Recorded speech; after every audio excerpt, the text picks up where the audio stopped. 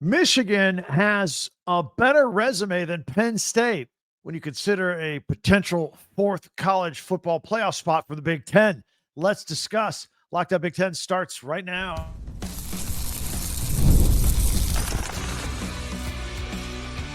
You are Locked On Big Ten, your daily podcast on the Big Ten Conference.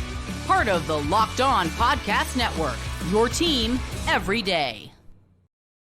Welcome to Locked On Big Ten. I'm Craig Sheeman, 40 years as a sports talk show host and play-by-play announcer, and I want to thank you for making us your first listen each and every day. We're free and available wherever you get your podcasts and on YouTube, part of the Locked On Podcast Network, your team every day.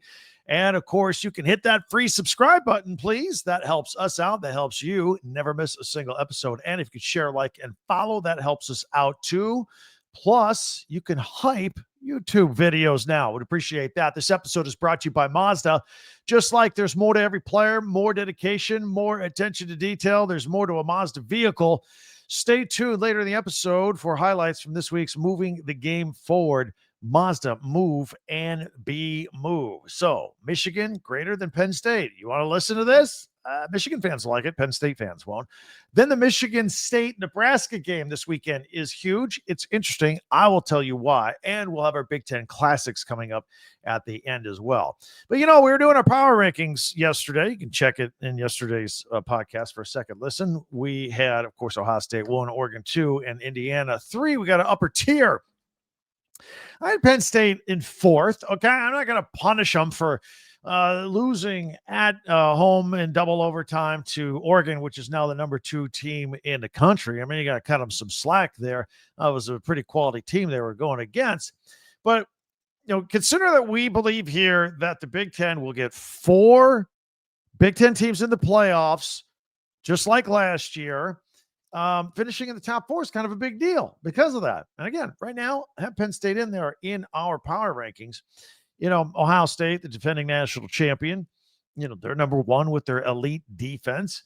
And we highlighted that in yesterday's podcast as well. We did a separate podcast just on Matt Patricia's defense. If you Buckeye fans want to check that out, yesterday's podcast for a second listen after this.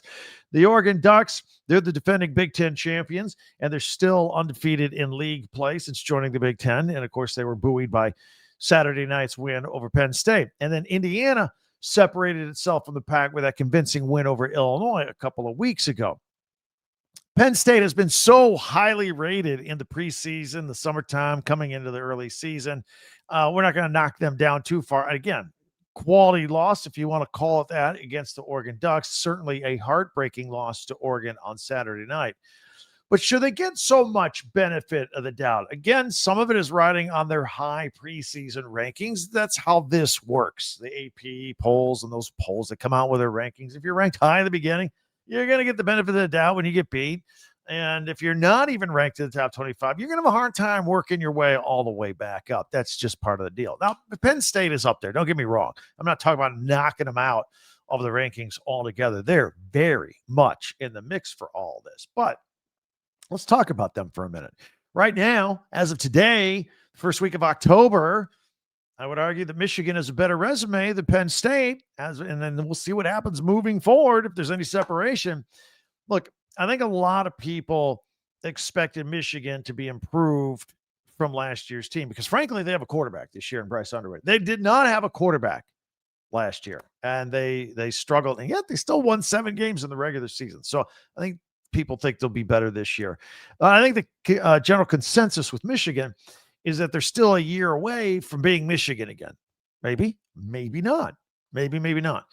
So, I think they might be better than Penn State right now. Maybe. What do you think? I know Penn State fans going to be irate hearing this, but I think Michigan should get consideration for that 4th playoff spot from the Big Ten if this plays out a certain way. But if we were doing it today, first week of October, based on what we've seen, based on who we've played, I got to give the edge of Michigan.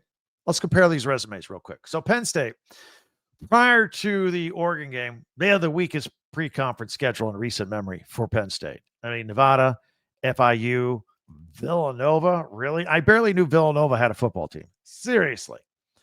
And also, something very concerning came out of that. And if you're an everydayer to Locked On Big Ten, you've heard me talk about this numerous times, but Drew Aller only completed 56% of his passes in the FIU and Villanova games combined. Whoa, red flag. Red flag. Penn State should have won those games by 60 points. And Drew Aller should have completed 75% of his passes against those defenses, and he did not. So I was like, whoa, he wasn't even close. And when we saw Drew Aller go side by side with Oregon's young up-and-coming Dante Moore, you tell me who the better quarterback was that night. I don't even think it was particularly close. Dante Moore had zip on his passes, threw 3 touchdown passes. It was Dante Moore, in case you're still wondering what the answer to that question was. Dante Moore was the better quarterback, not Drew Aller.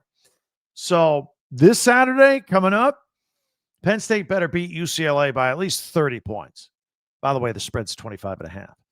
UCLA is yet to hold a lead yet this season, and it's October. Now, we better not, after the game, be talking about how it was a letdown spot for Penn State after their emotional game against Oregon, or the fact that this game is on the West Coast at the Rose Bowl. Penn State needs to come out swinging. They need to get their swagger back. Now, what about Michigan's resume? Let's talk about that. Their pre-conference schedule, I had some easy ones with New Mexico and Central Michigan, but they did have a tough game on the schedule against Oklahoma, at Oklahoma. And Oklahoma is the 5th best team in the country right now. And that was on the road. Now, Michigan wasn't particularly close. Wasn't like a double overtime loss like the Penn State game to Oregon. They went there on the road. They lost by 11. So Penn State lost to Oregon by 6. It's hard to compare apples to apples here, but we can call them both quality losses, right? I don't know if they're the same or not, but they're not that far apart. So almost a wash, but not a wash. Then this is when you move forward. So instead of playing a Villanova or an FIU, Michigan also played and won a road game at Nebraska. Right there. That ups their quality of wins right there. I think that's the one that puts Michigan in their current resume compared to Penn State's resume. I think it puts Michigan a little bit over the top there. If you want to compare them, trying hard to do apples to apples here, but it's really hard. So if I were selecting the playoff teams today out of the Big Ten, first week of October, I would put Michigan ahead of Penn State. Now, we can make arguments about Washington and some of the other schools, but we're not talking about that here today. Now, the Wolverines are coming off a bye, and they host a Wisconsin program that's going nowhere. And just like Penn State should dismantle UCLA, Michigan should clobber Wisconsin. The Badgers' offense is ranked 117th in the country. They're only getting 5 yards of play.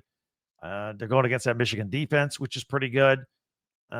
Wisconsin's passing numbers are 126 in the country at 3 yards per attempt. Meanwhile, Michigan's defense, 10th best run defense in the country.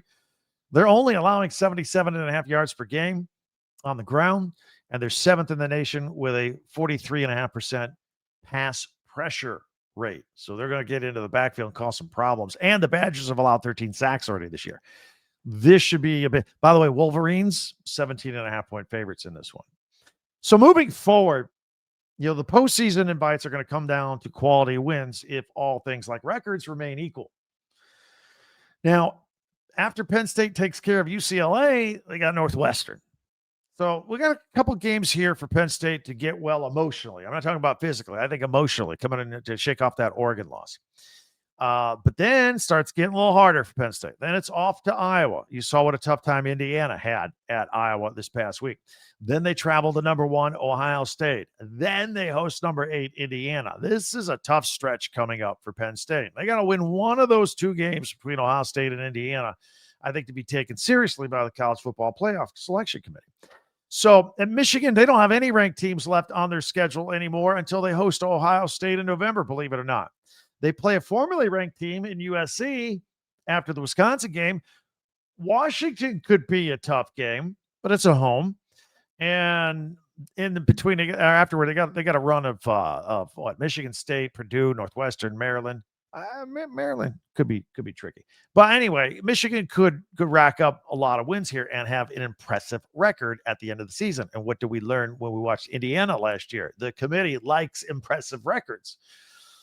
So, look, I'm going to hear from you guys, Penn State fans. This may sound like I'm a little harsh, maybe overreacting a little bit. I would love to hear from you in the comments section. If you're a Michigan fan, you're probably going to be all about it. I'm going to hear "Go Blue" all day long. But hit me up in the comments.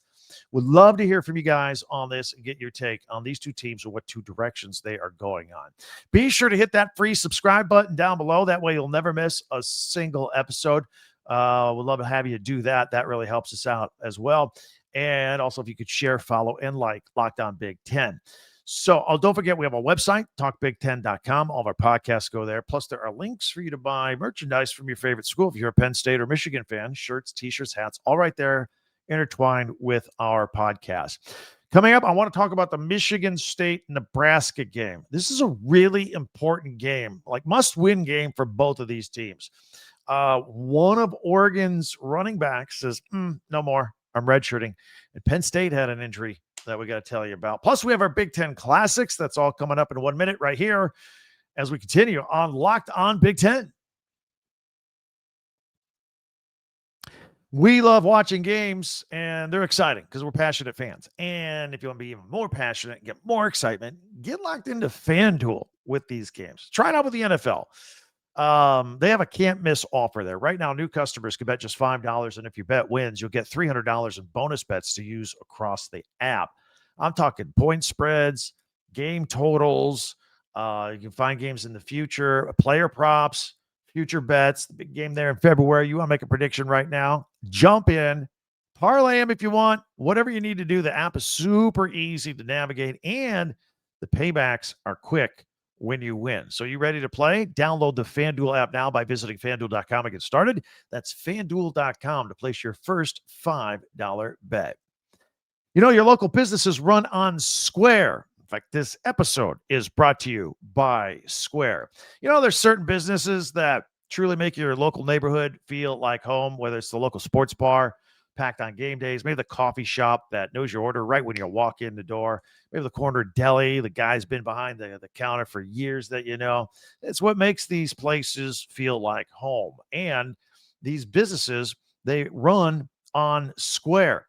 You know, spending your money at these local places, it really helps them thrive. It helps your own neighborhood thrive as well. Square is a proud partner of more than 4 million neighborhood businesses around the world.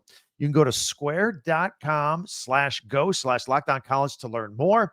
But before you do, go support your favorite neighborhood spot. You'll be happy you did. Square. See you in the neighborhood. Thanks for checking us out here on Locked On Big Ten and making us your first listen each and every day. Free and available wherever you get your podcasts, Apple, Spotify, and on YouTube as well. Wherever you are, we are for your convenience. And also, if you could subscribe, share, follow, and like. And don't forget our website, talkbig10.com. All right, got an injury report. Let's start with Penn State. Linebacker Tony Rojas, unspecified injury, going to be out long-term. But I did not hear the words season ender here.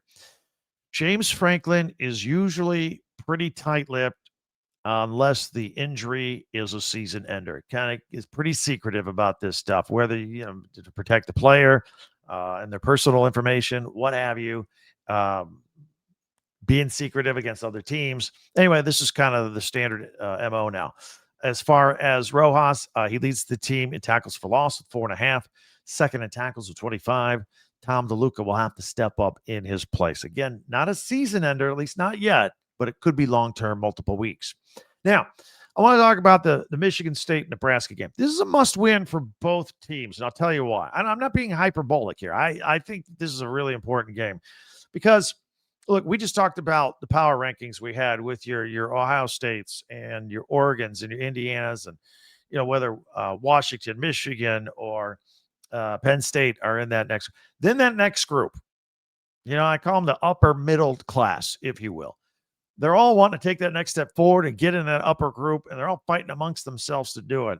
Michigan State and Nebraska are two of these teams. Now, right now, I'd put Nebraska a little higher in that group than Michigan State, but that's why this game is so important and a must-win for both. Kind of, it's a benchmark, measuring stick, if you will, to see where they are at this point of the season. And it's not like the loser of this game, their season's over or anything like that. But in the sense of establishing oneself as a team that can take a step forward. Let's talk about these two teams. So Nebraska, they didn't do themselves any favors in trying to jump out of this upper middle class, if you will, of the Big Ten when they lost at home to Michigan last. That was a statement game too. And the statement that we learned from that is we're not there yet. It reinforces hey, we lost to a ranked team. It reinforces, hey, we lost another one-score game, 30-27. That has plagued Matt Rule, Scott Frost, Bo Pelini. That's been the problem at Nebraska. They can't get out of that quicksand. Now, Michigan State is not Michigan, but a win on Saturday will stop the bleeding or the little free fall they've got going in that second tier for Nebraska, and it will give them solid footing in that tier. Now, a loss will send them to the bottom of that tier. That's why this is important for Nebraska, to try and kickstart some sort of momentum at this point. Michigan State, on the other hand, you lose this game, and it's, well, you are what we thought you were, right? Win the game, and it'll reinforce the fact that Michigan State continues to make little incremental improvements each year here in year two for Jonathan Smith and his tenure there. I also think this is a great quarterback match. I'm a big fan of Dylan Raiola, Nebraska. He is as exciting as any quarterback in the Big Ten. The weight is heavy on his shoulders with this entire football program. And then on the other side, Michigan State quarterback Aiden Childs, he's as exciting as any quarterback in the league when he plays up to his potential and doesn't make mistakes. And he looks like he's really grown a lot mentally from the last year. So, and I thought he played really well on the road at USC. A lot of you didn't catch that game. That was a late 11 p.m. Eastern game a couple of weeks ago. I thought he played pretty well in the loss for the Spartans in front of a lot of his hometown family and friends. We'll have our pigskin picks tomorrow, but I might take the over on this game at 53.5. Look, Nebraska scores 79% of the time it's in the red zone. Michigan State, 94%. They get in the red zone, they're scoring. And the Michigan State passing defense, pretty bad. Worse than the Big Ten. Nebraska's passing offense, number 2 in the country. This is a big potential spot here for Dylan Raiola and being able to throw the ball around. And the Nebraska run defense is the worst in the country. And Michigan State's pretty decent at running. Not awesome, but not bad. 154 yards a game. I think they can raise that number against the Huskers. So, and this game is important for recruiting as both teams kind of go after a lot of the same 3-star developmental players.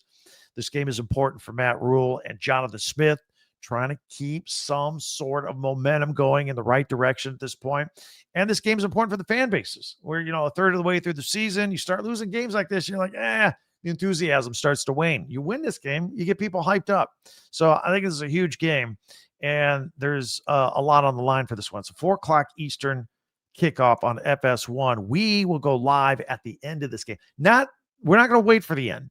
We're going to go live at 7:15 on Saturday, but this game will be on and winding down. We're going to start it at the very end. Hopefully it'll end while we're on the air, Locked On Big Ten Live, with your comments and my comments, just raw on the whole Big Ten day right then and there. And then we'll wind it down just as Ohio State gets ready to kick off against Minnesota on Saturday night. Got some other news. Oregon running back.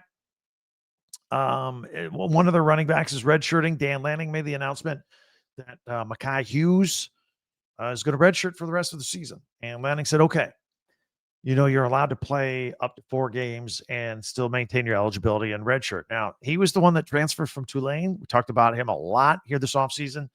At Tulane, he had 1,400 yards and 17 touchdowns. The question was, could he do this at this next level? And his role through 4 games has been very limited. He's only touched the ball 17 times, 70 yards, no touchdowns, a lot different than what he did at Tulane. Didn't even travel to the Penn State game. Look, the Ducks, they're deep at running back. You got freshman De'Aaron Hill, who has 270 yards and 26 carries already. Veterans Jaden Lamar and Noah Winnington, and freshman Jordan Davison, who has a team-high 7 touchdowns already. So I see it. I see the writing on the wall. And he's like, hey, let me sit this one out. Maybe, Lamar and Whittington will move on, and maybe I can have a role on this team next year. That's the thought process here. And Dan Lanning said, you know what? You're right. Okay, cool. We're good. All right. We always have a feature at the end of our podcast that I always like to share with you. Mondays, we do top 10 Big Ten observations. Tuesday, tweets. Wednesdays, we power rank stuff. Today, we're going to take a look at the Big Ten Network and what they have scheduled for the weekend with their live doubleheader and also Big Ten Classics. We'll always do Big Ten Classics on Thursdays. And tomorrow, we'll have our pigskin picks for the weekend. But in the meantime, Big Ten Classics and live action, that is coming up in 1 minute right here on Locked On Big Ten. Mazda crafts cars for those who choose to do more than simply move. They follow what moves them every time they drive.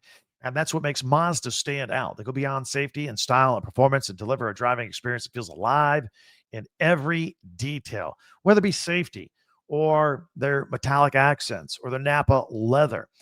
Whether it's for a quick drive around town to the grocery store or a weekend road trip. It's the small details that make the big plays in athletics. And just like there's more to every player, there's more to a Mazda vehicle. Mazda, move and be moved. So you talking about going to games with your friends, you need tickets. If you need tickets to something, you need Game Time. Download Game Time. We're college football season. You're watching the excitement of the games. You want to be in the stands? Get a ticket. If you're in charge, get the Game Time app. Then you can impress all your friends, get the tickets with ease. Get great prices, great selection, and it's just a great advantage for you in order to buy tickets. By the way, you can use them for comedy shows, concerts, all that stuff. But let's talk about football. Did you know that you can get into a college football game with your Game Time app and get tickets for as low as $25? That's right. Plus, the best part of it, you can see right there on your phone or your device a panoramic view from the seat of the ticket you're about to buy. So, oh, these are good seats. I can see them. Click, tap, tap, boom. You got the ticket. So take the guesswork out of buying college football tickets with Game Time. Download the Game Time app, create an account, use the code LOCKEDONCollege for $20 off your first purchase. Terms apply. Again, that's promo code LOCKEDONCollege, LOCKEDONCOLLEGE for $20 off. Swipe, tap, ticket, go. Download Game Time today. Thanks for checking us out here on Locked On Big Ten. And again, don't forget, we're going live at the end of the Michigan State-Nebraska game this weekend. Right now, let's take a look at the Big Ten schedule on the Big Ten Network. We got a doubleheader. What games are they carrying? Plus, we always like to look at Big Ten Classics. And we'll start it off here with Friday, December 3rd. These are Eastern times. We'll start it off with 1 o'clock Eastern on Friday. They got a Minnesota football classic, Minnesota at Ohio State. Now, they play each other Saturday night on NBC. So they went back into the vault, and they found a Minnesota at Ohio State game from 2000. Travis Cole threw for 243 yards and 2 touchdowns to help lead the Golden Gophers past the 6th-ranked Buckeyes 29-17 in Columbus. It's a thriller. Then at 6 o'clock, this will be cool, on the Big Ten's The Journey, Big Ten football. You can get to know a little bit more behind the scenes of the lives of Ohio State wide receiver Jeremiah Smith and also Coy Parrish from Minnesota, since these two are facing each other here this weekend. So you get to learn a little bit more about them. Also learn about Penn State's Drew Aller, how he handles the pressure of playing quarterback for the Nittany Lions. That's all on The Journey at 6 p.m. Eastern, 3 o'clock Pacific on Friday on the Big Ten Network. And then they got some live action, got some men's soccer. Maryland is out west at UCLA at 8 o'clock Eastern. That's 5 Pacific. And Indiana at Washington, 10 o'clock Eastern, 7 o'clock Pacific. So check that out. Then we go to Saturday where all the games are, right? You know the Big Ten Network. They're going to start with their Big Ten tailgate show. They're going to be live from West Lafayette this weekend at Purdue with all their people that host, Cameron Irwin and Tyrus Powell, and part of the Big Ten tailgate there. All the fans, some special guests and analysis. And then at 11:30, that weaves into their Big Ten countdown to kickoff, getting you absolutely ready with the last-minute information going into all the Big Ten games. And since they're there at West Lafayette, guess what game they have at 12 noon? 9 a.m. Pacific. You want to get up? Watch Illinois at Purdue. Now, you may say this could be a blowout Illinois. That's what people said last year, and Illinois won this game 50-49 in overtime. So I think it's going to be an interesting one to watch. And plus, this one's at West Lafayette. Then that goes into this game 2 of their doubleheader, Washington at Maryland. It's a 3:30 Eastern, 12:30 Pacific for those of you in Washington watching the game. But Washington's got fly all the way across the country. This is their longest flight of the year. Will they be jet lagged? Will they bounce back from their loss to Ohio State? Maryland coming off a bye at 4-0. This could be an interesting one. I'm going to check that out. And then on Sunday at 10 a.m., one of many airings of the final drive that actually will air Saturday night too, after all the games, all the highlights of the day. If you missed it, you want to catch back up what happened on the Big Ten over the weekend, 10 a.m. Eastern, 7 a.m. Pacific, and they'll air it throughout the weekend as well. Then at 11 o'clock, one of their Big Ten football in 60 programs where they just do edit to edit, snap to snap to snap, condense a game into an hour. They will start off with Wisconsin at Michigan at 11 a.m. Eastern time. And I'm going to fast forward here. I don't put everything on this. Just want to jump out. Another Big Ten football in 60, Illinois at Purdue, the game we just talked about. You can watch it in a condensed version. At 8 o'clock, they'll do the condensed Big Ten football in 60 with Minnesota at Ohio State. At 10 o'clock, Michigan State at Nebraska. You can air that one. We spent a lot of time talking about that today.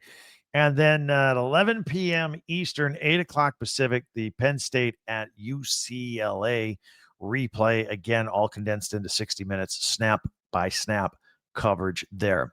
That's a look at our Big Ten Classics. So what do you think? Get ready to watch all this great football over the weekend. In the meantime, if you're a Big Ten fan, and you probably are if you're watching us, I know you know other Big Ten people because, you know, you have friends, classmates, family members. They may not know we're out here every day. We are growing. We're the fastest growing podcast on Locked On. And tell them to join us. Word of mouth. You can subscribe for free. Share that little arrow. Share this podcast with that Big Ten friend of yours. Share, like, and follow. That really helps us out. We really appreciate that. You can follow us on Twitter or X at Talk Big Ten, number 10. Don't forget our website, Talk Big 10, number 10, talkbig10.com. All of our podcasts go by there. You can go check out yesterday's podcast for a second listen in case you missed it. Plus, we have links there if you want to buy your favorite Big Ten school shirts, T-shirts, and hats right there with our podcast. It's you can check all that out. And also, another reminder, again, catch us about 7:15 or 15 Pacific Saturday when we will go live. In the meantime, we're here every day with multiple podcasts for you. And I want to share also with you, college football fans, that Locked On and Fire TV present the College Football Kickoff, your ultimate college football weekly preview. Drake Toll, our friend from Locked On Big 12, leads the conversation along with two-time AP Coach of the Year, Gary Patterson, and former college star Jesse Holley. And then all of our Locked On experts get together, talking heads, hammer it out, figure it out, preview all the games. College football preview only Locked On can do. So catch the College Football Kickoff every Thursday throughout the season only on Fire TV. Tomorrow's Friday. We will preview every Big Ten team, every Big Ten game, and then we'll close it out going on the record with our pigskin picks. We will make our predictions. I can't believe Friday's here tomorrow already. So check us out for that. Make an appointment watching and listening. And until then, I will see you tomorrow. Thanks for checking us out. I'm Craig Sheeman for Locked On Big Ten.